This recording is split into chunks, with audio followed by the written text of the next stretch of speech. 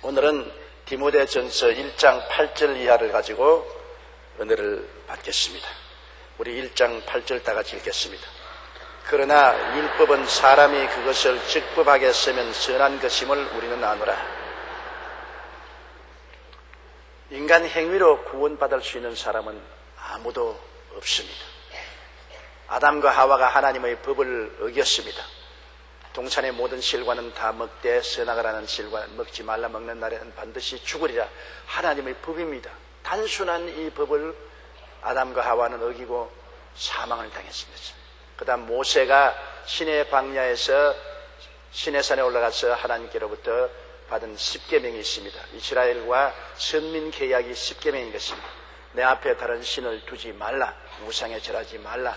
하나님의 이름을 망령되이 부르지 말라. 안식일을 거룩히 지켜라. 내 부모를 공경하라. 살인하지 말라. 간음하지 말라. 도적질하지 말라. 내 이웃을 거짓 증거하지 말라. 내 이웃을 탐하지 말라. 이와 같은 10계명은 하나님께서 이스라엘 백성과 선민 계약으로 주신 것입니다. 그런데 그 계명과 율법을 지킨 사람이 없어요. 성경은 그 후에 말하기를 모든 사람이 죄를 범하였음에 하나님의 영광에 이르지 못한다고 말한 것입니다. 아담과 똑같은 죄를 안 지어도 모든 사람이 다 죄를 지어요. 왜냐하면 아담과 하와의 자손들은 뱃속에서부터 죄 중에 잉태되고 태어날 때부터 죄인으로 태어나기 때문에 죄인이 죄 안 짓고 살 수가 있습니까? 모든 사람이 다 죄인으로 태어났기 때문에 다 죄를 짓는 것이 당연한 지사인 것입니다. 그렇기 때문에 인간 행위로 구원받을 만한 사람은 아무도 없습니다. 아무리 자기가 선한 행위를 한다고 해도 사람은 죄를 짓게 되는 것입니다. 생각으로 죄를 짓고 행동으로 죄를 짓게 되는 것입니다.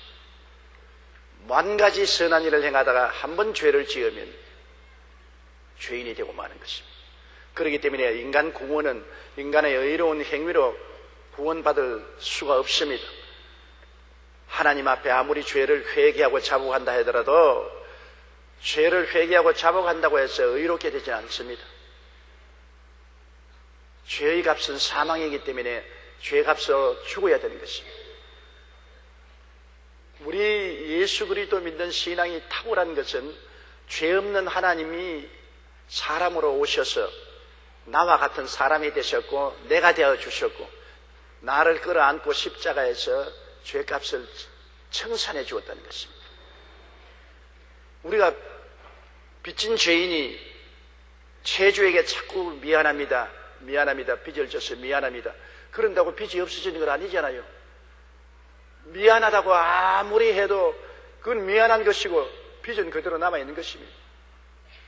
빚을 갚아야 빚쟁이가 안 되는 것입니다. 빚을 갚기 전에는 아무리 미안하다 해도 소용이 없어요. 이슬람교를 믿는 사람들은 알라 신 앞에 나와서 죄를 자꾸 자백하면 용서를 받는다 그러는데 그건 거짓말입니다. 빚쟁이에게 가서 빚졌다고 용서해달라고 자꾸 한다고 해서 빚이 없어지는 건 아닙니다. 하나님 앞에 죄를 자꾸 자백한다고 해서 죄가 없어지는 건 아닙니다. 죄를 갚아야 되는 것입니다. 죄의 값은 사망이에요. 죽어야 되는 것입니다. 인간은 죽으면 지옥 가버리고 마는 것이니까 끈짝나지 않습니까? 인간이 할 수가 없기 때문에 하나님의 아들이 사람으로 오셨고 내가 사람이니까 내가 되어 주셨습니다. 나를 끌어안고 십자가에서 날 대신해서 죄를 청산해 주었습니다. 그러므로 이제는 예수님이 죄를 다 청산해 주셨기 때문에 예수를 믿음으로 말미암아 값없이 법적으로 의롭다함을 얻는 것입니다. 우리가 행위로 의롭다함을 얻는 것이 아닙니다. 법적으로 의롭다함을 얻게 되는 것입니다. 어린아기를 가진 산모가 미국 시민권을 얻게 하기 위해서 어린아기 가진 것을 감추고 미국으로 건너가서 미국에서 어린아기를 낳아서 미국 시민권을 얻게 해주는 것을 종종 봅니다. 미국에서 태어난 사람은 자동적으로 시민권을 주기 때문에 그래서 이제 시민권을 얻게 하려고 잉태한 것을 속이고 미국으로 건너가서 어린아기를 낳습니다. 어떻게 되었든 어머니 뱃속에 실려가서 미국에서 낳았으니까 미국 시민권이 되는 것입니다. 자기 힘으로 되는 것이 아닙니다. 법적으로 미국 시민이 되는 것입니다. 사람은 한국 사람인데 미국에서 태어났기 때문에 미국 시민이 되는 것입니다. 자기 힘으로 된 것이 아닙니다. 어머니 배에 실려가서 된 것입니다.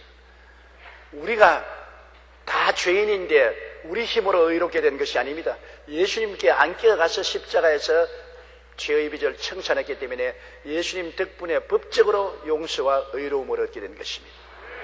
그러므로 믿음 이외에는 용서받고 의롭게 된 길이 없습니다. 예수님을 믿는 길 이외에는 용서받고 의롭게 되는 길이 천하에 없습니다. 아무리 잘못했다고 회개해도 그건 회개일 따름이지 청산은 해야죠. 죄는 청산해야죠. 기독교의 탁월한 점은 예수님이 나를 위해서 죄를 청산해 주신 것입니다. 한 해 두 해 죄가 아니라 영원한 하나님이 사람으로 오셔서 영원한 한 제사를 드려서 영원히 청산해버린 것입니다. 영원은 뭡니까? 무한한 과거와 무한한 미래가 합친 것이 영원이기 때문에 우리 죄를 영원히 없애버린 것입니다. 믿으면 하겠네. 주 예수만 믿어서 하신 일을 힘입어 우리 주께 나가면 영원 삶을 얻네. 예수님 안에서 여러분의 죄는 법적으로 영원한 과거, 영원한 미래에 합쳐서 청산되어 버리고 마는 것입니다. 법적으로 우리는 의롭게 된 것입니다. 행위로 의롭게 된 것이 아닙니다. 그러므로 행위로 의롭게 되겠다고 금욕을 하고 수양을 하고 도덕을 하고 고행을 하는 다른 종교나 그렇지 않으면 회개를 많이 함으로 구원을 받는다고 회개를 많이 하는 종교나 다 소원은 좋지만은 실효성이 없습니다. 효과가 없습니다. 오직 십자가에 못 박여 우리 죄를 대신으로 청산해 주신 예수님을 믿는 믿음만이 구원의 길인 것입니다. 구원의 길은 한 길밖에 없습니다. 내가 곧 길이요 진리요 생명이니 나로 말미암지 않고는 아버지께로 올 자가 없다. 어떻게 해도 못 가는 것입니다. 그러나 누구든지 주의 이름을 부르는 자는 구원을 얻으리라. 예수님의 이름을 부르고 믿으면 즉시로 효과를 발생해서 구원을 얻게 되는 것입니다. 얼마나 놀라운 일인지 몰라요. 그런데 구원을 받고 난 다음에는 이제 구원받은 사람처럼 살아야 되는 것입니다. 그게 이제 중대한 문제인 것입니다.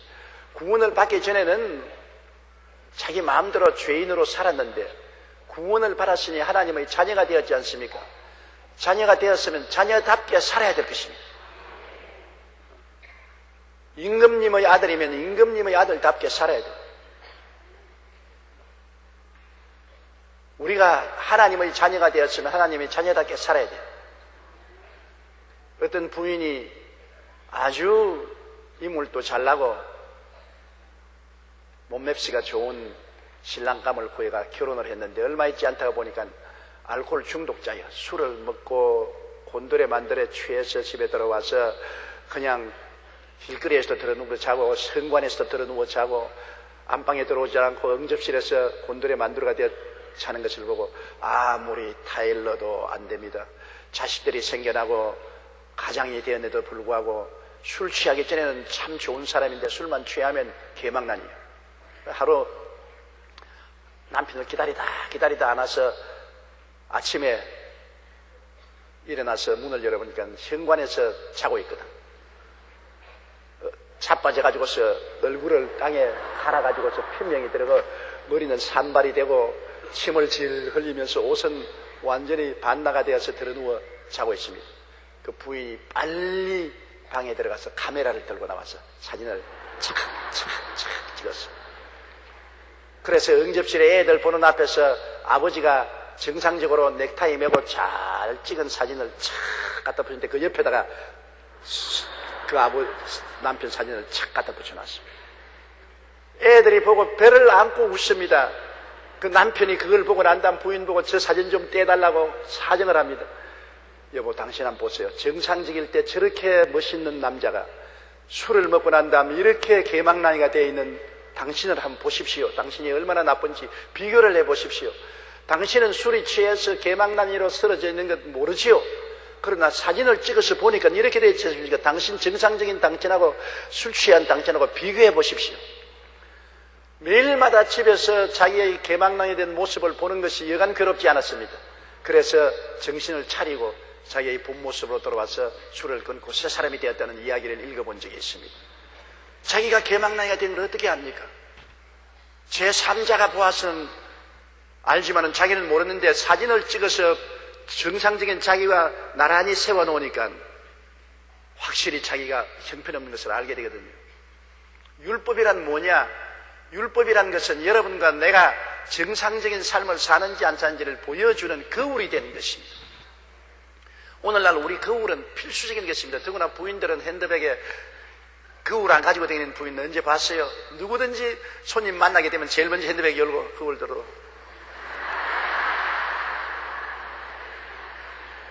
꼭 그렇게 해요. 어느 여성치고 중요한 자리에 나가기 전에 컴팩트 열어가지고서 분을 다시 안 바른 사람 누가 있어요? 필수품이 되어 있는 것입니다. 요새 여성들만 그런 것이 아닙니다. 남자들도 한 가지인 것입니다. 좋은 이미지를 가져야 취직도 되고 성급도 하는 것입니다. 그러므로 여성 화장품은 아니라 남성 화장품이 굉장히 개발된 시대입니다. 저같이 화장 안 하는 사람도 매일 아침 화장을 하는데요. 오늘도 곱게 보이지요. 화장을 하고 나와서 곱게 보이는 겁니다.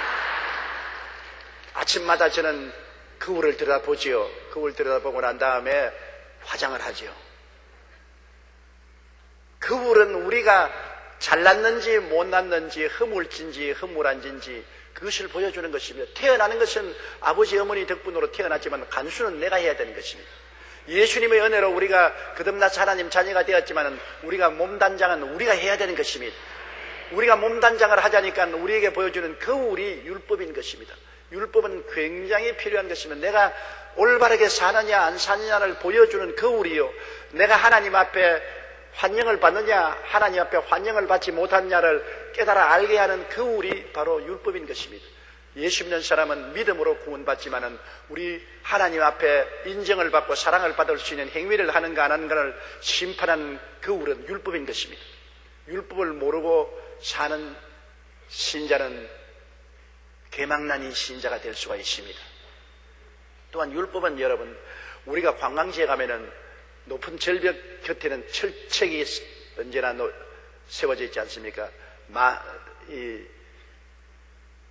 벽을 쌓아놓았단 말이에요. 이 건너가면은 떨어져서 크게 상처를 입으니까 건너가지 말라고 철책을 세워놓은 것입니다. 율법은 바로 우리 인생을, 그것을 건너가면 큰 타격을 받을 것이니까 그것을 건너가지 말라고 지켜주는 보호막이 되는 것입니다.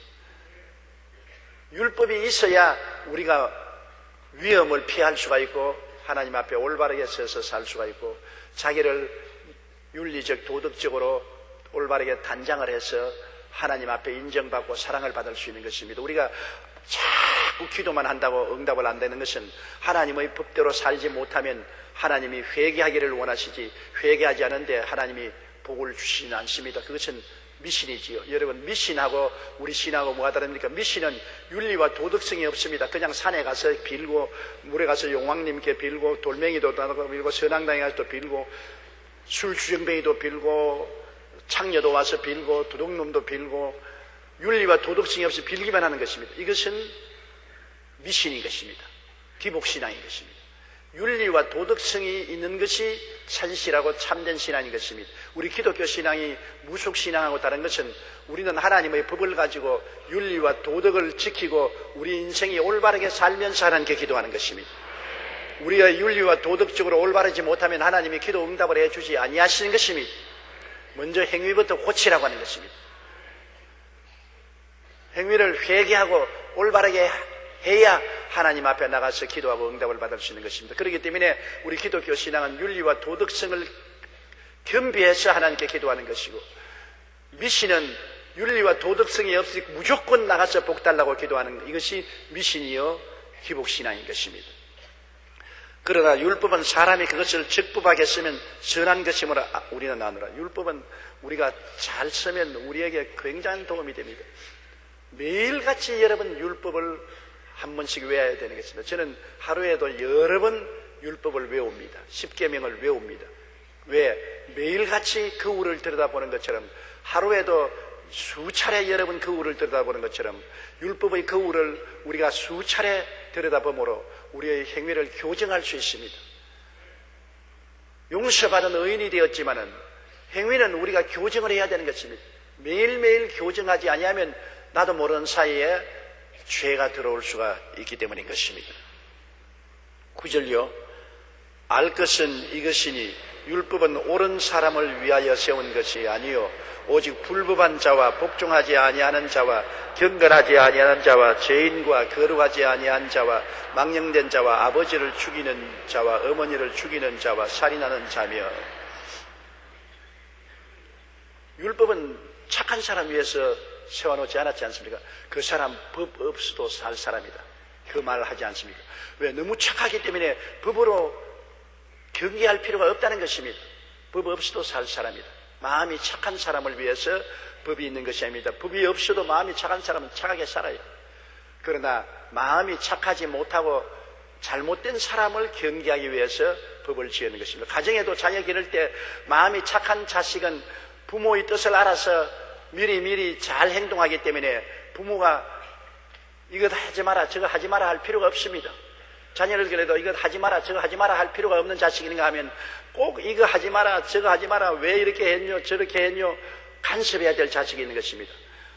착한 자식을 위해서는 율법적으로 하라 하지 마라 할 필요가 없습니다. 잘 하니까. 그러나 잘못된 자식을 위해서 하지 마라 하란 말을 끊임없이 많이 해야 되는 것처럼 착한 사람 위해서 율법이 왜 필요한 것입니까? 죄를 지은 사람이 율법이 필요한 것입니다.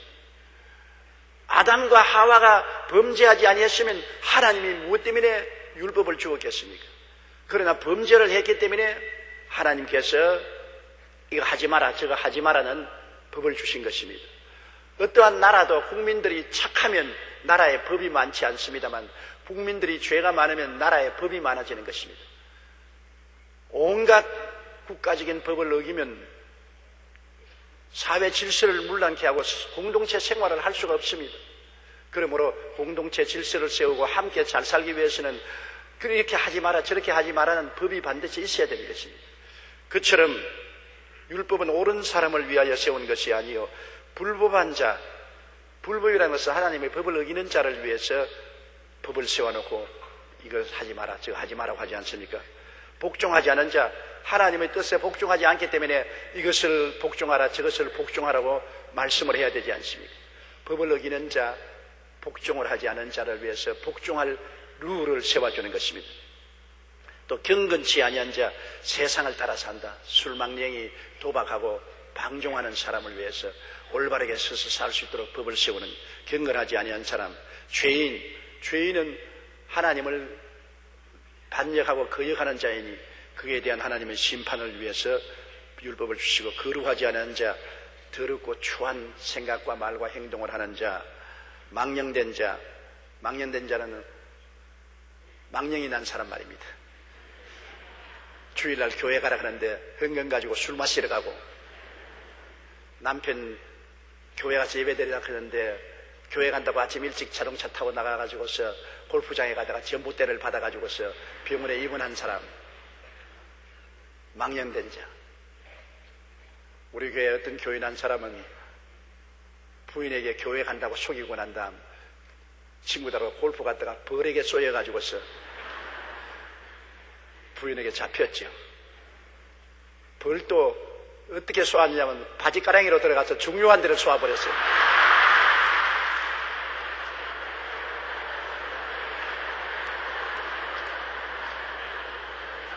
그래 부인이 교회 갔다 왔냐 하니까 교회 갔다 왔지, 예배드리고 왔지. 그러면서도 요사인 몸이 피곤하니까 다른 방에서 자야 되겠다고 벽에를 두고 애들 방으로 또 가더랍니다. 이상하다, 애들 방으로 와가냐. 하루도 지나고 이틀도 지나고 애들 방으로 가고 옷을 갈아입는데도 몰래 갈아입고. 그래서 강제로 조사를 해보니까 이만큼 부었더랍니다.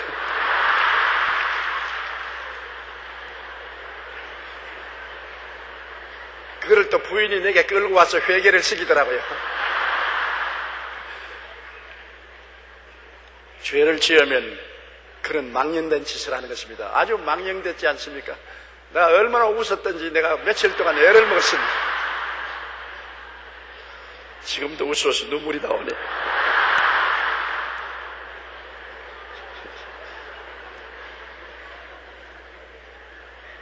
그러나 지금은 이제 예수 잘 믿어 우리 교회 장로가 되어 있어요.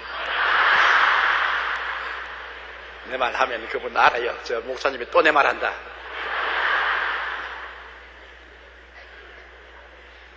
망령된 자와 아버지를 죽이는 자와 어머니를 죽이는 자. 요사이 아버지를 죽이고 어머니를 죽이는 사람 많지 않아요. 얼마 전에 텔레비 보니까 집에서 너무나 노망이 걸려서 망령을 떠니까 부부가 어머니에게 아흘에를 밥을 안 주니까 죽었어요. 그러니 그 아들과 며느리 사정도 알겠지만은 그러나 어떻게 아무리 노망을 들여도 밥을 안 줘가지고서 굶어 죽입니까? 그런 현실이 오늘날도 있어요. 옛날에 바울 선생이 있던 그 당시에도 아버지를 죽이고 어머니를 죽이는 사람이지만 오늘날도 그런 사람들이 있어요. 살인하는 자.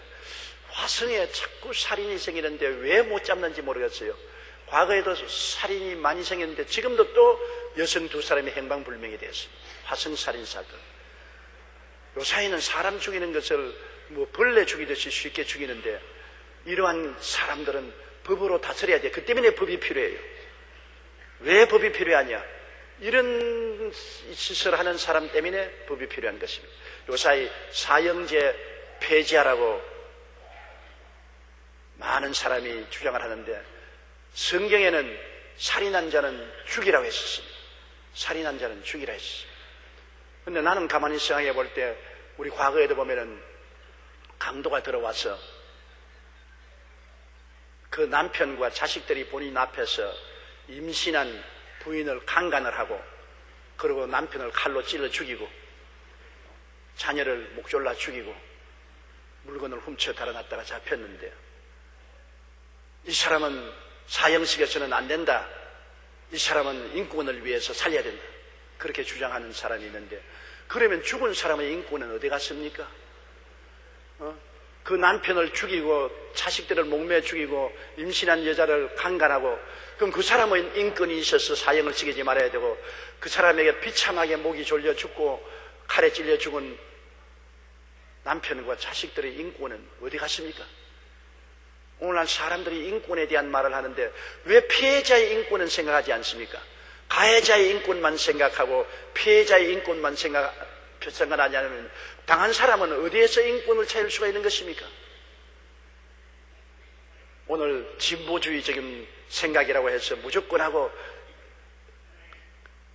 죄인들의 인권을 존중해야 된다. 사형하면 안 된다. 그렇게 주장하는데 나는 상당한 퀘스천이 있습니다. 왜냐하면 가해자의 인권만 인권이고 피해자의 인권은 인권이 아니냐는 것입니다. 처참하게 사람을 죽인 사람, 그러고 난 다음에 죽음받은 사람은 인권이 없고 죽인 사람은 인권을 존중하기 위해서 사형해서는 안 된다. 그러한 법이 있을 수가 있습니까? 성경에는 하나님께서 가차없이 살인한 자는 죽이라고 말한 것입니다. 심지어 간음한 자도 돌로 쳐 죽이라고 했습니다. 죄에 대해서 하나님은 엄격하게 다루었습니다.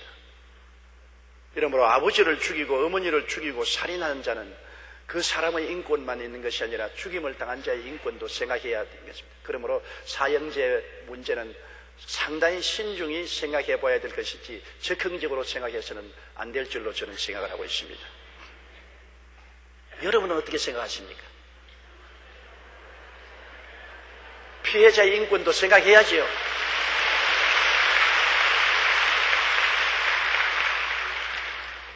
그 다음 음행하는 자는 성적인 부도덕한 행동을 하는 자와 남색하는 자, 호모 말입니다.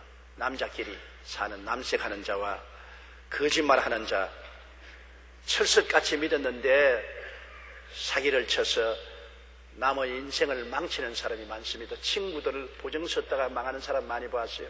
절친한 고등학교 동창, 대학 동창으로 정말 서로 사랑하는 사람인데 보증을 써달라고 해서 보증 쓰니까 다 말아먹고 외국으로 도망쳐버리고 보증 쓴 사람은 폐가 망신한 그런 걸 보았습니다. 거짓말해도 너무나 잔인한 거짓말을 하는 것입니다. 그 다음 거짓 맹세하는 자, 하늘을 두고 맹세하고 땅을 두고 맹세하는 거짓 맹세. 그는 남자들이 거짓 맹세 많이 합니다. 여자 꿰려고 할 때, 장가달라고 할 때 하늘을 두고 맹세하고 땅을 두고 맹세를 하고 자기 가문을 두고 맹세를 하고, 그러고 난 다음에 결혼하고 난 다음에는 그 맹세 싹 까먹어버린 것입니다. 잡은 고기 미끼 안 준다고 손에 들어오고 난 다음에는 모든 맹세를 다 까먹어버리는 일이 많습니다. 맹세도 주님께서는 하늘을 두고도 하지 말고 땅을 두고도 맹세하지 말았습니다. 맹세를 지키지 않기 때문에 그런 것입니다. 그리고 기타 바른 교훈을 거스리는 자, 하나님의 진리를 거스려서 이단과 사설을 퍼뜨리는 자, 이러한 사람을 위해서 율법이 필요하다는 것입니다. 법이 왜 필요하냐? 법이 있어야 이런 사람을 다스릴 수 있는 것입니다. 법이 없으면 무법천지. 무법천지는 여러분 어떻게 됩니까? 점포에 들어와서 남의 물건 마음대로 다 훔쳐가고 빼앗아가고 남의 집에 들어와서 도둑질하고 살인해도 잡을 수가 없으면 무법천지 아닌 것입니다. 폭동이 일어나서 질서가 문란하게 되면 경찰서를 파괴하고 경관들을 때리고 그냥 상점에 들어가서 있는 물건을 빼앗아가고, 우리 LA에서 흑인 폭동이 일어났을 때 한국인 상점들이 약탈을 수없이 당하고 살인도 당하였지 않습니까? 그러므로 이러한 것은 법과 질서가 무너지면 그렇게 되는 것입니다. 인생을 살아가는 데는 법과 질서가 반드시 있어야 돼요.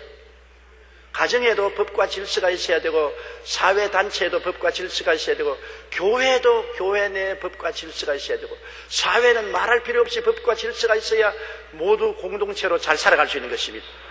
다 강한 자도 약한 자도 함께 잘 살아갈 수 있고, 남자도 여자도 다 잘 살아갈 수 있기 위해서는 법과 질서가 엄하게 써야 되는 것입니다. 그러므로 법과 질서를 세우는 데 필요한 것이 바로 율법인 것입니다. 율법은 선한 사람을 위해 쓰는 것이 아니라 법과 질서를 무시하고 행악하는 자를 경계하고 그들에게 벌을 내리기 위해서 필요한 것입니다. 11절요. 이 교훈은 내게 맡기신 바 복되신 하나님의 영광의 복음을 따름이라. 하나님이 이 교훈을 주신 것은 주님께 하나님이 바울 선생에게 맡긴 바 된 복되신 하나님의 영광의 복음을 따라 된 것이라는 것입니다. 이 말은 무슨 말이냐면, 하나님께서 예수 그리스도를 통해서 우리에게 값없이 구원을 주실 뿐 아니라 또한 따라서 율법을 주심으로 말미암아 그 구원받은 것을 지켜나갈 수 있도록 하는 것이 하나님의 복된 소식이라는 것입니다. 우리가 하나님께 너무나 귀한 구원을 받았지 않습니까? 이 복되고 영광스러운 축복을 받았으니 이걸 지켜야 되는 것입니다. 지키는 방편이 바로 율법인 것입니다. 우리가 우리 구원을 지켜야 되는 것입니다. 받기는 값없이 받았지만은 지키는 것은 우리가 지켜야 되는 것입니다. 하나님이 아담에게 에덴을 주고 난 다음 에덴을 지키고 가꾸라고 말한 것입니다. 에덴은 하나님이 선물로 주셨지만 에덴을 지키고 가꾸는 것은 아담이 해야 되는데, 아담이 마귀가 왔다 갔다 하는 것을 지키지 않고 가꾸지 않았기 때문에 나중에 죄를 지고 마는 것입니다. 하나님이 아무리 값없이 구원을 주셨더라도 이 구원을 받았으면 하나님의 자녀답게 우리가 구원을 지키고 가꾸기 위해서는 율법이 필요한 것입니다. 하나님의 법을 우리가 늘 머릿속에 간직하고 하나님의 법을 실천하는 삶을 살아야 우리가 영광스러운 복음을 유지할 수가 있는 것입니다. 12절요. 나를 능하게 하신 그리스도 예수 우리 주께 내가 감사하면 나를 충성되이 여겨 내게 직분을 맡기십니다. 우리의 능력은 다 주님께로부터 오는 것입니다. 주님은 모든 사람을 부르실 때 다 굉장한 능력을 주었습니다. 원래 하나님께서 사람을 지었을 때는 성공하게 살도록 지으신 것입니다. 실패하고 패배하도록 만들지 않았습니다. 아담과 하와를 만드셨을 때 하나님이 얼마나 복을 주셨던지 모든 만물을 다스릴 수 있는 능력을 주신 것입니다. 아담과 하와가 기가 막힌 지혜를 주신 것은 하나님이 만드신 동식물들을 다 아담하와 가지고 아담이 그 자리에서 이름을 다 지어줬습니다. 모든 동물들의 이름을 그 자리에서 다 지어줬습니다. 굉장한 지혜와 지식이 있었습니다. 그리고 능력이 있어서 땅을 정복하고 만물을 다스리라고 말한 것입니다. 하나님은 아담과 하와에게 굉장한 복을 주셔서 이렇게 땅을 정복하고 다스리고 복을 누릴 수 있는 그러한 능력을 주신 것입니다. 이러므로 인간은 복받기 위해서 지음을 받았으며 성공하기 위해서 지음을 받은 것입니다. 타락을 안 했었으면, 마귀의 종이 안 되었으면 인간은 원래 지구의 왕으로 지음을 받은 것입니다. 다스리고 복받고 살기 위해서 지음받은 것입니다. 그러나 타락함으로 말미암아 이 특권을 다 잃어버리고 이것이 잊어졌지만은 우리가 회개하고 예수를 믿음으로 말미암아 그리스도의 형상이 우리 속에 이루어짐으로 또다시 축복받은 사람으로 변화된 것입니다. 여러분, 우리 자화상을 단정히 알아야 됩니다. 새로운 자기의 신분을 알아야 되는 것입니다. 우리가 예수 믿고 난 다음 어떤 신분이 되었습니까? 죄에서 용서받은 의인의 신분이 되었으며, 세상과 마귀에서 벗어난 거룩하고 성령 충만한 신분이 되었으며, 질병에서 치료받고 건강을 얻은 신분이 되었으며, 저주에서 해방되고 아브라함의 복과 형통을 받은 신분이 되었으며, 사망과 음부를 이기고 부활 영생 천국을 얻는 신분이 된 것입니다. 우리가 구원받고 난 다음에 새로운 신분이 된 것입니다. 그래서 우리 영혼이 잘되고 범사에 잘되며 강건하고 생명을 얻되 풍성하게 얻는 자기 영적 사진을 얻게 된 것입니다. 자화상은 사진인 것입니다. 나는 어떠한 모습이냐? 새로운 신분을 얻은 나의 모습은 영혼이 잘됨 같이 범사에 잘되며 강건하고 생명을 얻되 풍성히 얻는 자화상을 얻게 되고, 하나님 앞에 내 지위는 택하신 족속이 되고 왕같은 제상이 되고 거룩한 나라가 되고 그 소유된 백성이 된 것입니다. 그러므로 아담과 하와가 처음 하나님께 지음을 받아 복받고 만물을 다스리고 정복하는 능력을 얻은 것처럼 그것이 타락해서 다 잃어버렸으나 예수님 안에서 우리는 새로운 신분과 새로운 자화상과 새로운 지위를 얻어 새로운 피조물이 된 것을 알아야 되는 것입니다. 그걸 알아야 자기가 패배자가 되지 않을 수 있습니다. 여러분, 예수 믿은 사람이 열등의식과 좌절감과 낙심과 패배에 짓눌려 있으면 안 됩니다. 자기 신분을 모르기 때문에 그런 것입니다. 정체불명의 사람이 되어서는 안 됩니다. 예수 믿은 사람은 정체불명의 사람이 될 수가 없습니다. 정체불명의 사람이 되면 낙심하고 좌절하고 실패합니다만 여러분의 정체성이 분명합니다. 누구든지 그리스도 안에 있으면 새로운 피조물이라 이전 것은 지나갔으니 보라 새 것이 되었도다. 여러분은 새 것이 된 것입니다. 새로운 신분을 가졌으면 따라 말씀하세요. 나는 예수님 안에서 성공적인 새로운 신분을 받았습니다. 승리하는 자화상을 받았습니다. 아름다운 지위를 얻었습니다. 정체불명의 사람이 아니고 정체가 확실한 사람입니다. 그러므로 자기를 알기 때문에 자기가 스스로 긍정적으로 적극적으로 창조적으로 생각할 수 있는 것입니다. 그리고 언제나 아름다운 승리의 희망찬 꿈을 꿀 수가 있는 것입니다. 나를 능하게 하신 그리스도를 바울은 찬송했는데 여러분을 능하게 만들었습니다. 여러분은 이와 같이 새로운 신분을 주어서 능하게 만드시고 새로운 자화상을 주어서 능하게 만드시고 새로운 지위를 주어서 능하게 만들었습니다. 여러분은 무능한 사람이 아닙니다. 그걸 정말 깨달으십시오. 여러분은 무능한 사람이 아닙니다. 여러분이 학교 공부를 많이 못해서도 상관없습니다.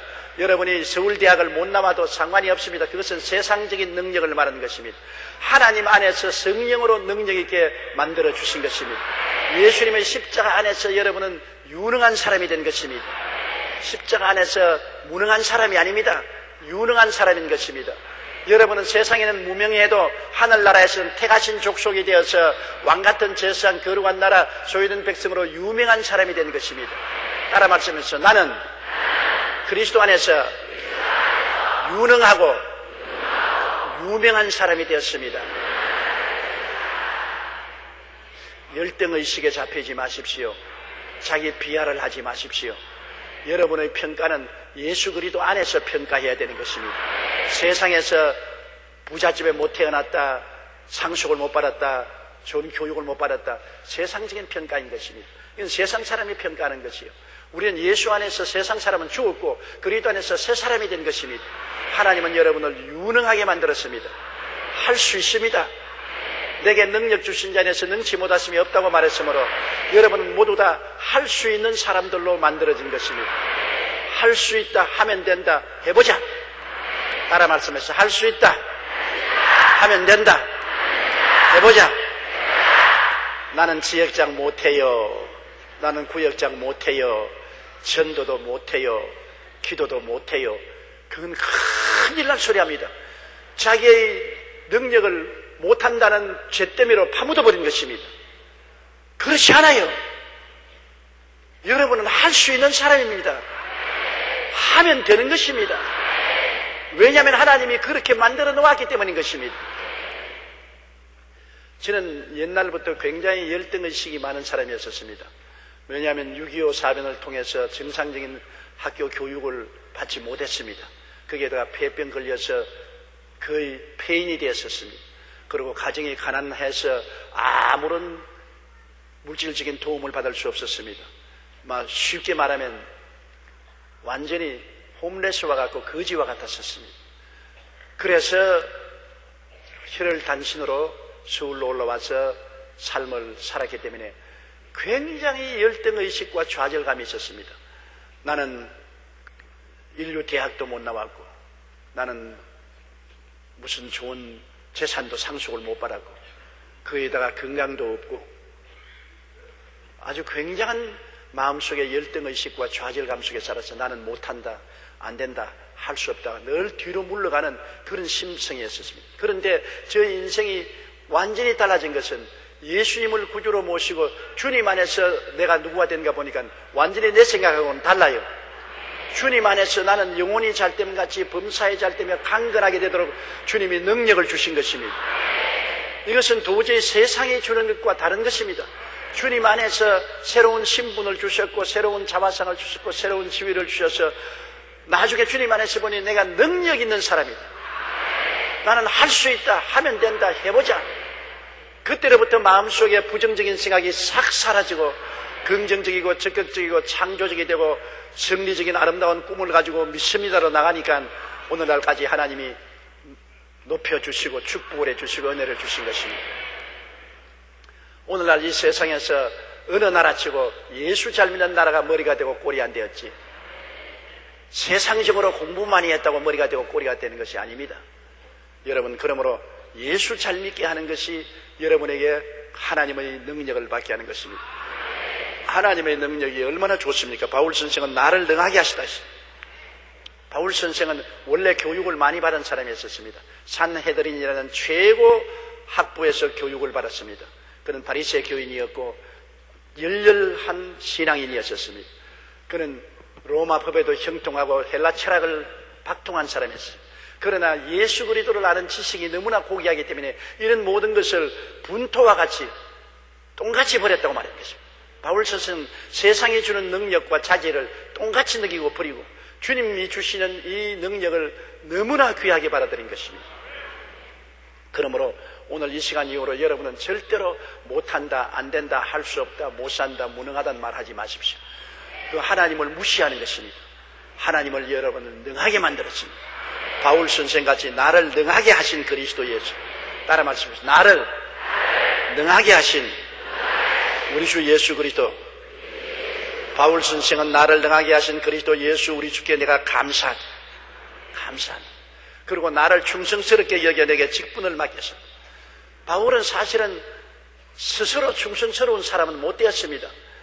교회를 회파하고 예수 믿는 사람을 잡아서 감옥에 가두고 스데반을 죽일 때 총사령관 노릇을 하고 교인들을 잡으러 다메섹으로 가다가 주님을 만나게 된 것입니다. 그러므로 교회를 회파하고 회방하고 많은 잘못을 했지만은 그러나 하나님은 중심을 보시고 바울 선생은 충성스러운 사람으로 인정해 주시고 직분을 주셨습니다. 그런데 과연 바울의 생활은 끝까지 그리스도를 향해서 수없는 고생을 하고 헐벗고 굶주리고 핍박을 당하고 감옥살이 많이 하고 매를 많이 맞고 파선도 당하고 하면서도 한결같이 주님 중심으로 서서 하나님을 섬기면서 나갔던 것입니다. 하나님을 배반하지 않았었습니다. 정말 우리는 여러분 좋은 시대에 태어나서 하나님을 배반할 수 있는 위협을 안 당한 것을 감사하게 생각해야 됩니다. 공산 치하에서 공산당들이 왔을 때 예수 믿는 사람, 목사, 장로, 집사, 권사들을 얼마나 많이 죽였습니까? 오늘날 또 이슬람교 국가에서는 예수 믿으면 쫓겨나가고 시민권도 박탈당하고 재산 다 잃고 쫓겨나가고, 예수 믿느냐 안 믿느냐 그것을 시험당할 때가 많은데 그런 시험을 우리는 안 당한 것을 얼마나 감사한지 몰라요. 예수 믿는다고 해서 창에 찔려 죽고 목이 베어 죽고 뜨거운 불로 태워놓은 의자 위에 앉혀서 불로 구워서 죽이고, 그런 시험 안 당한 것을 얼마나 감사한지 몰라요. 그런 거 당하면 어떻게 하겠습니까? 나는 오늘 또 기도할 때, 하나님, 나는 70평생을 살고 48년을 목회 생활하면서 예수 그리스도를 안 믿으면 죽인다는 시련을 겪지 않고 평안하게 예수 믿게 해주신 거 너무나 감사합니다. 내가 천당 가면 내가 살아온 모든 하나님께 상 받은 상은 예수님을 위해서 고통당하고 순교한 사람들에게 다 돌려주십시오. 우리는 너무나 평안하게 예수를 잘 믿었으니 이거 너무나 감사하지만 감사할 뿐 아니라 고생을 하고 순교를 당한 우리 선조들에게 미안한 생각이 드는 것입니다. 그러나 우리는 늘 기도할 때 하나님 고생 안 하고 믿게 해달라고 기도해야 되는 것입니다. 그런 큰 시련을 당하면 얼마나 괴롭겠습니까? 나는 6.25 때 공산군이 사람들을 잡아서 예수 믿는 사람들을 다 죽일 때 살아난 목사님의 일화를 들었는데요. 너 예수 믿느냐 안 믿느냐 말하라. 자, 예수님을 부인하면, 땅에서 부인하면 하늘에서 하나님 부인할 것이요, 믿는다고 하면 땅 총을 맞아 죽는다. 그런데 목사님 차례가 왔어요. 너 뭘 하는 사람이냐? 하나님 대답할 것을 지혜를 주시옵소서. 무슨 대답을 했겠어요? 목사님이, 나 약장수회다. 무슨 약을 파느냐? 신약과 구약을 팝니다. 아, 그러니까 너 한의사도 되고 양의사도 되는구나. 예, 신약과 구약을 팝니다. 가라.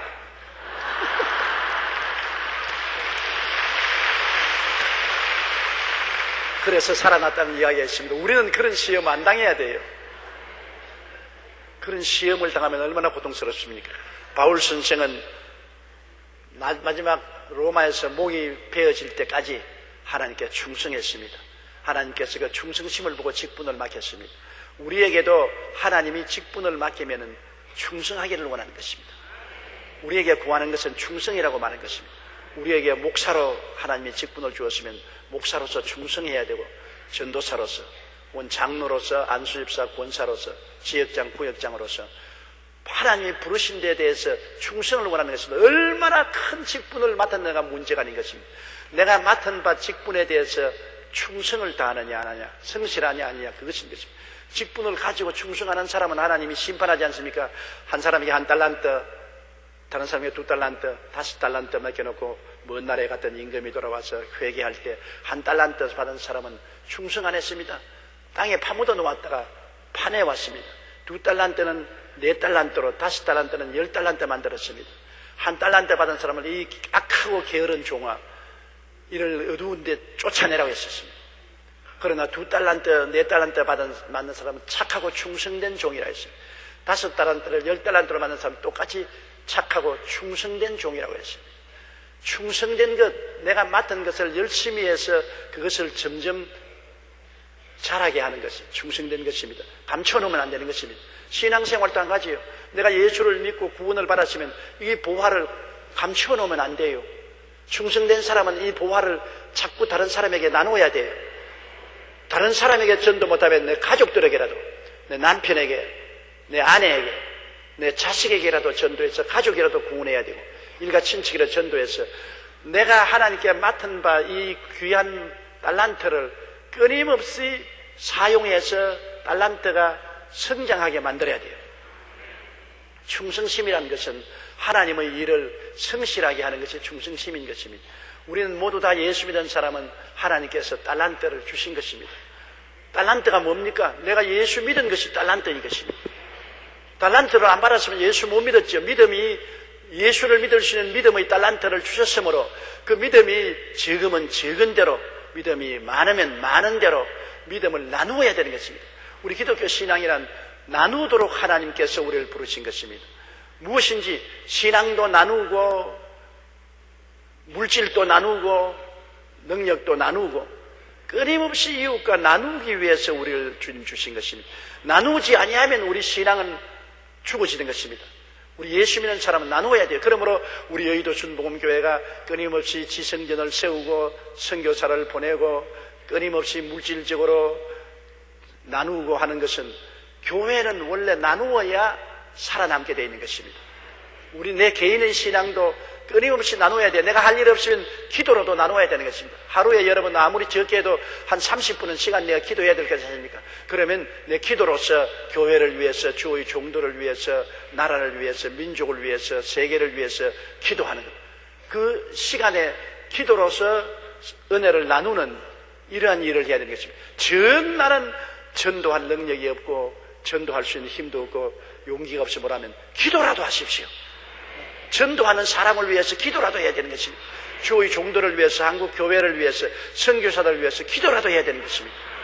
무엇이든지 우리가 하나님께 받은 달란트를 활용을 해야지, 활용을 안 하면 그 달란트를 빼앗겨버리고 마는 것입니다. 활용을 하면 달란트가 자꾸 많아지고, 활용을 안 하면 달란트가 빼앗겨지고 마는 것입니다. 바울 선생은 하나님께서 능력을 주셨는데 그 능력을 하나님이 충성스럽게 내게서 직분을 주신 대로 직분을 통해서 충분히 그 능력을 발휘한 것입니다. 여러분은 모두 다 능력 있는 사람이기 때문에 그 능력을 발휘해야 되는 것입니다. 무능력한 사람은 절대로 없습니다. 여러분 가정주부로서 능력이 있고, 어머니로서 능력이 있고, 또 여러분이 사업을 하면 사업가로서 능력이 있고, 장사를 하면 장사하는 사람은 능력이 있습니다. 없는 사람 아닙니다. 주를 믿는 사람에게는 하나님이 다 능력을 주셨습니다. 그러므로 바울 선생은 말하기를 내게 능력 주시는 자 안에서 내게 능치 못하심이 없다. 하나님이 주신 능력을 개발하면 위대한 일을 할 수가 있게 되는 것입니다. 13절요. 내가 전에는 비방자요 박해자요 포행자였으나 도리어 긍휼을 입은 것은 내가 믿지 아니할 때 알지 못하고 행하였습니다. 바울은 자기의 과거의 생활을 여기에 고백하고 있는 것입니다. 과거에는 예수 믿는 사람을 비방했지 않습니까? 그리고 예수 믿는 사람을 박해해서 끌어내어 공회에 와서 때리고 예수 그리스도를 부인하게 만들었고, 그리고 폭행을 했습니다. 스데반을 죽이는데 총 책임을 짊어지고 지시를 했고, 예수 믿는 사람을 잡아 죽이려고 다메섹까지 갔었습니다. 그래서 그는 전에는 비방자요 박해자요 폭행자였어요. 그런데 왜 하나님께 긍휼을 받았느냐? 제가 모르고 그랬다는 것입니다. 모르고 그랬다고 해서 죄가 없는 것은 아닙니다. 몰라서 지은 죄도 죄는 죄입니다만, 그러나 알고 지은 것보다는 질이 다릅니다. 제 질이 달라요.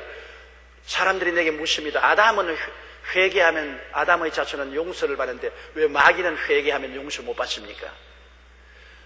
아담은 꾀임을 받아서 죄를 지었기 때문에 회개할 수 있지만은, 뱀은 오리지널 죄입니다. 꾀인 죄입니다. 완전히 뱀은 죄 덩어리 속에 서서 아담을 꾀했기 때문에 죄의 원인자가 아담이 마귀이기 때문에 회개할 수가 없어요. 예를 들어 말하면 제가 옛날에 초등학교 다닐 때 학교 갔다 오다가 배가 고파요. 그때는 항상 배가 고팠습니다. 일정 시대에. 이 경변에 오는데 경변에 외밭이 있어요. 수박하고 외를 경변에 기르는데 거기에 오두막이 있어서 주인이 오두막에 앉아서 지키고 있는데, 초등학교 1학년 때니까 뭐가 뭔지 모르잖아요. 그러니까 학교 갔다 오다가 보니까 외가 탐스럽게 있더라고요. 길거리에, 경변에. 그래서 내가 그냥 가서 외를 하나 땄습니다. 외를 따서, 얼마나 단순한 외를 땄으면 가지고 도망을 치든지 했는데 그 자리에 앉아가지고서 돌로 이렇게 해가지고서 외를 먹으니까 맛있더라고요. 그런데 내 친구 이만무라는 일본 이름인데 한국 이름은 지금 모르겠어요. 이만무라는 친구가 뒤에서 데려오더라고요. 그래서 내가 이만무라 여기 오느라 굉장히 맛있다. 외가 맛있다. 그래서 걔를 불러가지고 앉혀놓고 또 외를 하나 따가지고 내가 주었어요. 우리 집 외화처럼. 그래가지고 둘이가 먹고 있는데 영감 한 분이 먼 산을 보고 이렇게 걸어오더라고요. 그래서 나는 지나가는 사람인가 보다 그렇게 생각했는데, 곁에 따가지고 확 따라들어서 날 잡더라고요. 이놈의 자식들, 당장 경찰서로 가자. 그래서 둘이가 다 살려달라고 막 고함을 치고 살려달라고 그러니까 그 영감이 이만무라라는 내 친구는 너는 가라. 그리고 너는 이놈의 자식 경찰서로 가야 되겠다. 왜 죄는 놔주고 나를 잡아갑니까? 죄는 네 꾀임을 받아서 와서 먹었기 때문에 죄는 죄를 지었어도 직접 죄를 안 지었으니 죄는 용서해줘. 너는 원인자다. 너는 네가 따먹고 죄에게 꾀어가서 따서 죄에게 줬지 않느냐. 가자. 끌려가는데 아이고 어찌할 도리가 없지. 그때 우리 아버님이 지방 유지였기 때문에 나 조두천 씨의 아들이야. 조두천 씨의 아들이야. 끌고 가다가 말로 야 이놈아 너 아버지가 조두천 씨면 지방 유지인데 지방 유지의 아들이 이 꼬마들 이끌어 학생이냐 내 애비가 교육을 이 정도밖에 못 시켰냐. 우리 아버지의 얼굴에 똥칠을 했지요. 내가 조두천 씨 아들이니 난 살려달라고. 그러니까 그분이 우리 아버지의 명성을 알기 때문에 너무 자식 내 아버지 때문에 내가 용서해준다. 그러는데 먹던 외만 빼앗고 나를 보내주었어. 그게 7살 때 일인데 지금도 내가 기억나는 것은 나는 원죄를 지은 사람이에요. 이마모라는 꾀임을 받아서 지었는데 죄는 용서를 받고 나는 용서 안 해주더라고요. 마귀는 원죄를 가졌고 아담은 꾀임을 받았기 때문에 꾀에서 넘어간 사람은 도로 또 오라고 하면 꼬우면 또 돌아올 수 있잖아요. 원래 죄를 지은 사람은 돌이킬 수가 없습니다. 마귀는 돌이킬 수 없어요. 마귀는 회개할 수 없어요. 완전히 원죄이기 때문에 죄 덩어리이기 때문에 안 되지만은 사람은 꾀임을 받아서 넘어졌기 때문에 또다시 회개하고 돌아올 수 있는 기회가 주어진 것입니다. 바울 선생께서는 알지 못하고 마귀의 꾀임을 받아서 알지 못하고 비방하고 박해하고 폭행을 했으나 하나님이 긍휼을 베풀어 주신 것입니다. 오늘날 우리 모든 사람들에게 하나님이 긍휼을 베풀어 주는 것은 우리 스스로가 범죄한 것이 아니고 우리가 다 알지 못하는 사이에 마귀의 꾀임을 받아서 죄를 지었기 때문인 것입니다.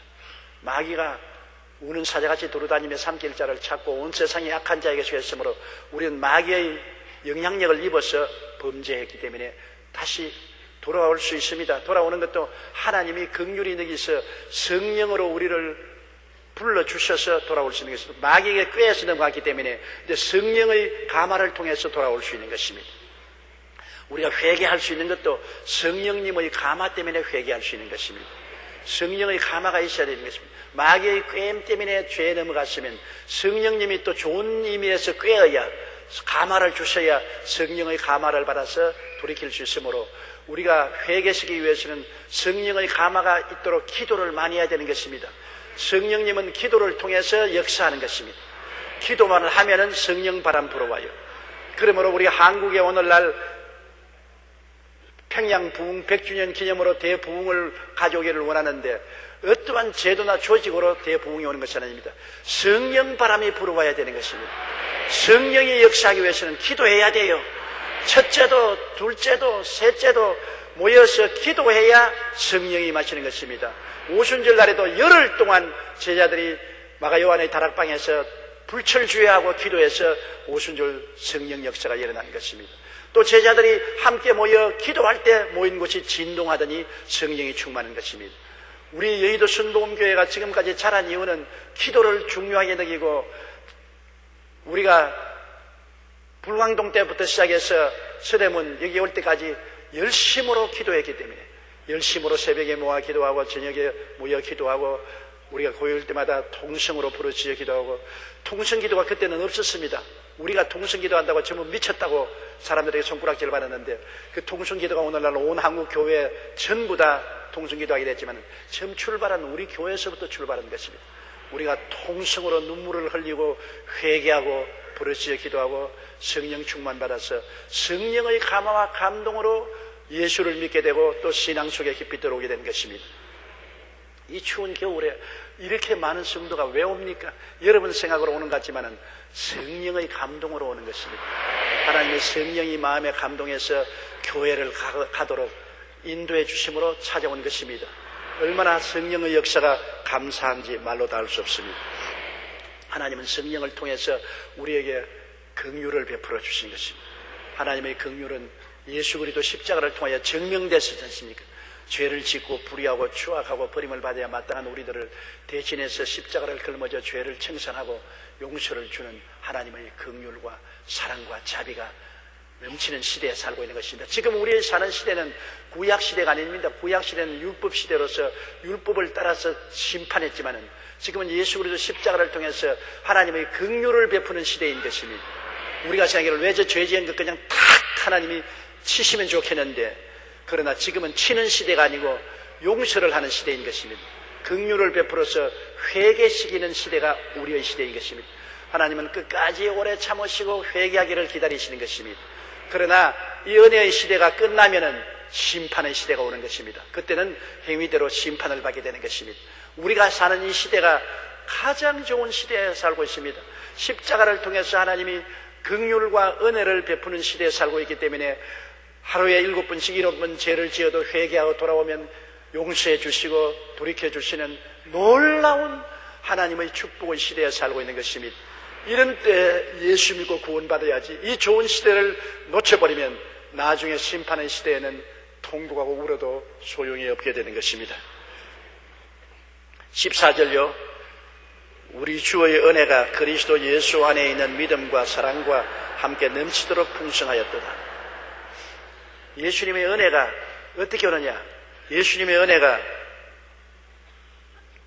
그리스도 예수 안에 있는 믿음과 사랑과 함께 넘치도록 온다. 우리 예수님 안에서 하나님의 믿음을 주시고 예수님 안에서 하나님 사랑을 주지 않습니까? 우리가 그냥 하나님 말씀을 들으면 마음에 믿음이 들어오잖아요. 믿음은 들으면 그리스도의 말씀으로 말미암는다고. 좋은 주의 종이 말씀을 잘 증거하면 마음에 뜨거워지고 믿음이 생기는 것입니다. 말씀이 들어와서 역사하거든요. 하나님의 말씀은 살았고 운동력이 있어 좌우의 어떤 날선 금보다 예리하여 영과 혼과 및 관절과 골수를 짜겐다고. 말씀이 들어와서 마음속에 변화를 가져오는 것입니다. 그리고 하나님의 사랑이 마음속에 부음받으면 은혜가 넘치게 되는 것입니다. 은혜는 말씀을 통해서 오고 그리스도의 사랑을 깨달음으로 우리 속에 넘치게 되는 것입니다. 그러므로 바울 선생도 주님의 은혜가 그리스도 예수 안에 있는 믿음과 사랑과 함께 넘치도록 풍성하였다. 오늘날 시대는 하나님께서 예수 그리스도를 통한 믿음과 사랑을 넘치도록 주어서 은혜가 풍성하게 만드는 시대인 것입니다. 가을에 곡식이 무더위가 황금 물결 치는 시대와 같습니다. 오늘날 주님의 믿음과 은혜가 풍성하게 넘칩니다. 어떻게 했냐? 라디오를 들어보십시오. 기독교 방송국이 있어서 24시간 기독교 방송이죠. 또 텔레비를 들어보십시오. CTS 텔레비 방송, CBS 텔레비 방송을 통해서 또 인터넷을 통해서 말씀이 전개되죠. 이게 다 하나님의 은혜인 것입니다. 복음 전개가 풍성하게 넘쳤습니다. 이 세상 어느 오지에도 방송이 안 들어가는 데가 없고 출판물이 안 들어가는 데가 없습니다. 이러므로 하나님에 대한 믿음과 사랑이 방송을 통해서 신문 잡지를 통해서 넘치도록 풍성해지고 은혜가 지금 넘실거리고 출렁거리는 것입니다. 오늘날 시대에 하나님 은혜 못 받으면 다른 때는 받을 수가 없는 것입니다. 초대교회도 오늘날 만큼 은혜가 풍성한 때가 없습니다. 오늘은 어디든지 은혜 받으려면 받을 수 있어요. 병실에서도 라디오를 틀어놓고 받을 수 있고 집안에서도 텔레비 틀어놓으면 은혜를 다 받을 수 있고 인터넷 두들기면 다 은혜 받을 수 있고 지금 우리가 여기서 오늘 한 10,000명이 모여서 예배를 보지만 실제로 우리 인터넷을 통해서 예배 보는 사람은 얼마든지 많습니다. 전국에 인터넷을 통해서 전 세계에서 우리 수요 예배를 같이 참여하고 있는 것입니다. 이 은혜가 얼마나 풍성합니까? 옛날에는 어림도 없던 일을 하고 있는 것입니다. 그러므로 주님께서 이 말세에는 은혜를 주시되 더 넘치게 주시는 것입니다. 옛날에는 이 마이크가 없었어요. 제가 목회 시작할 때도 마이크 성능이 너무나 나빠서 늘 목이 쉬어 있었습니다. 그러나 오늘날 마이크가 이렇게 좋으니까 어떤 곳에 가도 어떻게 많은 수가 모여도 마이크를 통해서 확성기를 통해서 복음을 전가해 주시니 얼마나 은혜가 풍성한 것입니까? 풍성한 은혜죠. 오늘날 하나님은 우리 영혼이 잘됨같이 범사에 잘되며 강건하고 생명을 얻되 풍성하게 얻는 이 말씀과 이 사랑의 은혜를 넘치게 부어주고 있는 것입니다. 우리 하나님은 우리에게 큰 선의를 베풀고 계신 것입니다. 우리가 주님께 회개하고 남아서 믿고 그 사랑을 의지하고 부르짖기만 하면 은혜 받습니다. 은혜 못 받을 사람이 없는 것입니다. 보라, 지금이 은혜 받을 만할 때요. 지금이 구원의 날인 것입니다. 다 은혜 받을 수 있는 것입니다. 하나님은 은혜 주시기를 간절히 사모하고 있는 것입니다. 15절요.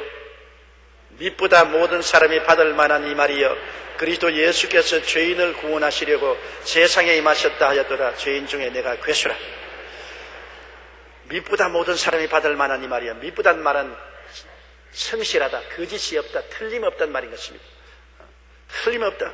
모든 사람이 받을 만한 소식입니다. 예수께서 죄인을 구원하시려고 세상에 임하셨다. 깜짝 놀랄 일입니다. 어떻게 하나님의 아들이 우리를 구원하기 위해서 사람이 되어 오셨는가?